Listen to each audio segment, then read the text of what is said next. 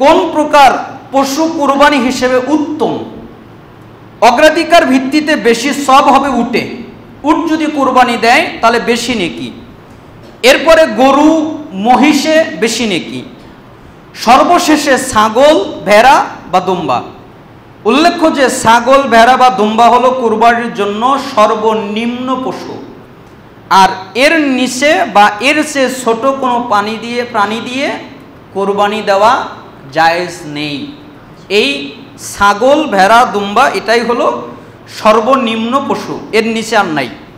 2 নম্বর হচ্ছে গুণগত দিক থেকে সর্বোত্তম কোরবানি হলো যেই পশু হৃষ্টপুষ্ট, শক্তিশালী, অধিক গোস্ত সম্পন্ন, নীরোগ, যার কোনো রোগ নাই, নিখুঁত, যার কোনো খুঁত নাই, দেখতে সুন্দর, অনেক সুন্দর দেখা যায়।